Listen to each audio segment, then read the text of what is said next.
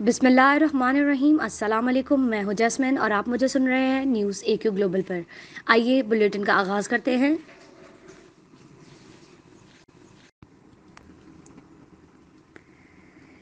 Peoples party نے senate election کے حوالے سے صدارتی آرڈیننس کو چیلنج کرنے کے بعد ریفرنس میں فریق بننے کا بھی اعلان کر دیا۔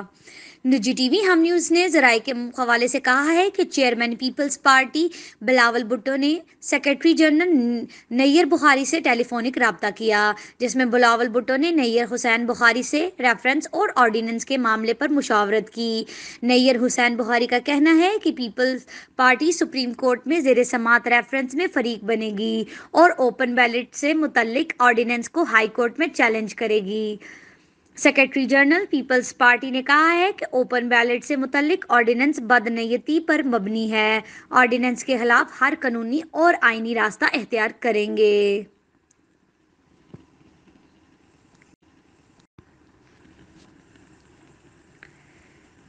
پاکستان اور ترکی کے درمیان جنگی مشقیں اتا ترک 11 کا آغاز ہو گیا ہے، جو کہ 3 ہفتے تک جاری رہیں گی۔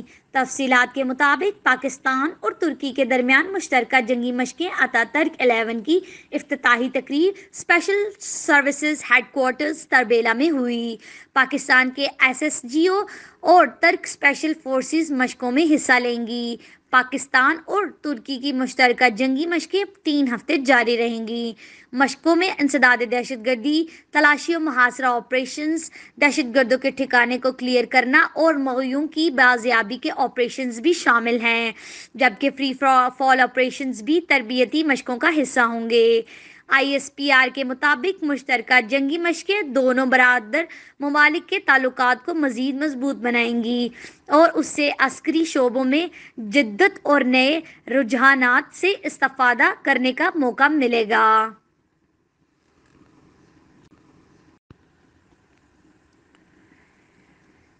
پاکستان کرکٹ ٹیم نے جنوبی افریقہ کو دوسرے ٹیسٹ میچ میں 58 رن سے شکست دے کر نہ صرف میچ میں فتح حاصل کر لی ہے، بلکہ پہلی مرتبہ سیریز کلین سویپ کرتے ہوئے 2004 کے بعد پہلی مرتبہ جنوبی افریقہ کے خلاف ٹیسٹ سیریز بھی جیتی ہے۔ وکٹ کیپر بلے باز محمد رضوان کی سنچری، جبکہ حسن علی اور شاہین شاہ افریدی کی شاندار بالنگ نے جیت میں کلیدی کردار ادا کیا ہے۔ تفصیلات کے مطابق راولپنڈی کرکٹ اسٹیڈیم میں کھیلے گئے میچ میں جنوبی افریقہ کرکٹ ٹیم پاکستان کے 370 رنز کے ہدف کے تعاقب میں 274 رنز بنا کر آؤٹ ہو گئی۔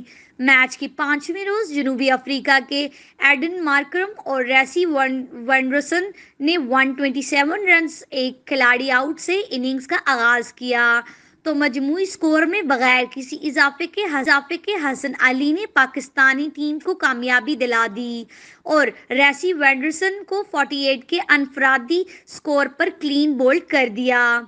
مجموعی اسکور میں 8 رنز کے اضافے کے بعد فاف ڈوپلیسی بھی ہمت ہار بیٹھے اور محض 5 رنز بنا کر حسن علی کی گیند پر ایل بی ڈبلیو ہو گئے۔